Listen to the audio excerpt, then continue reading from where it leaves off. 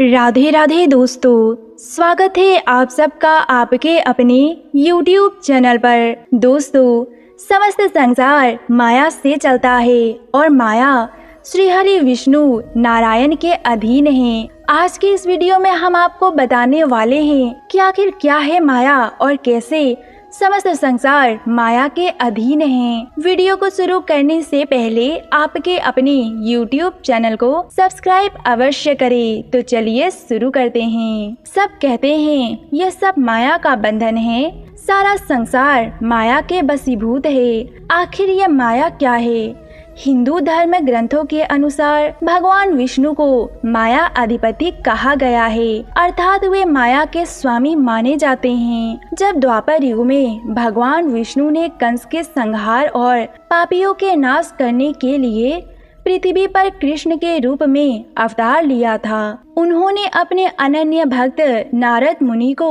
माया की महिमा बताई थी। एक दिन भगवान कृष्ण और नारद मुनि में वार्तालाप चल रही थी। नारद मुनि ने पूछा, प्रभु आप माया अधिपति कहलाते हैं, आखिर ये बताइए माया क्या है? भगवान श्री कृष्ण कहते हैं, नारद आज मैं तुम्हारे सामने माया का रहस्य वर्णन करूंगा। चलो महल से बाहर चलते हैं, मैं तुम्हें बताऊंगा। भगवान श्री कृष्ण नारद जी महल से बाहर चले गए। उसी वक्त भगवान श्री कृष्ण नारद मुनि से कहने लगे, मुझे बहुत तीव्र प्यास लगी है, क्या आप सामने वाले कुएं से जल भरकर ले आएंगे?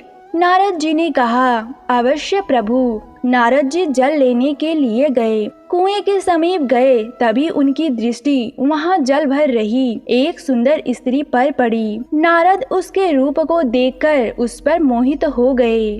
जब वो स्त्री जल भरकर ले जाने लगी, तब नारद जी भी उनके पीछे पीछे चल दिए। वो स्त्री गांव के एक घर में गई। नारद जी घर में जाने लगे, तभी एक वृद्ध ने उन्हें रोका और पूछा, आप कौन हैं और आप कहाँ जा रहे हैं? नारद जी ने कहा, मैं भगवान विष्णु का परम भक्त नारद हूँ। नारद जी ने उस वृद्ध से पूछा, आप कौन हैं? वो स्त्री आपकी क्या लगती है? वृद्ध ने कहा, मैं इस गाँव का सरपंच हूँ और ये मेरी एक लौती पुत्री है। नारद जी ने कहा, क्या आप अपनी पुत्री का विवाह मुझसे करेंगे? वृद्ध ने कहा, ठीक है, लेकिन मेरी एक शर्त है। नारद जी ने पूछा, कौन सी शर्त?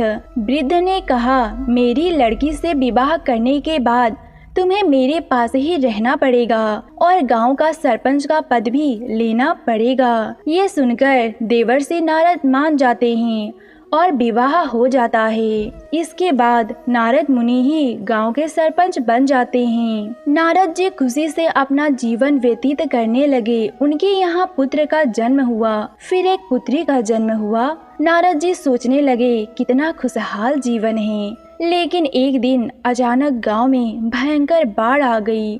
सारा गांव जलमग्न हो गया। नारद जी ने सोचा कि गांव से बाहर निकलना चाहिए। उन्होंने एक युक्ति लगाई, लकड़ी के दरवाजे पर अपने पूरे परिवार को बिठा लिया और पानी पर तैरने लगे। अचानक उनकी पुत्री बाढ़ में गिर गई। उन्हें बचाने की कोशिश में पुत्र भी गिर गया और पुत्र को गिरते देख पत्नी भी पानी में गिर गई। नारद मुनि दुखी हो गए और रोने लगे, विलाप करने लगे और श्री कृष्ण को पुकारने लगे। उसी वक्त श्री कृष्ण आते हैं और कहते हैं, उठो नारद, तुम्हें मैंने कुएं से पानी लेने के लिए भेजा था, तुम अभी तक नहीं लाए। नारद जी को होश आ गया और वो समझ गए कि वो किस प्रकार माया के बंधन में फंस चुके थे। दोस्तों, समस्त संसार ही माया का बंधन है। आपके जितने सारे सगे संबंधी हैं, वो माया के कारण ही आपसे जुड़े हुए हैं। सत्य केवल आपकी आत्मा और आपके आत्मा से जुड़ी परम आत्मा है। यदि आपको ये जानकारी अच्छी लगी हो तो कमेंट बॉक्स में जरूर लिखें, हरे कृष्णा।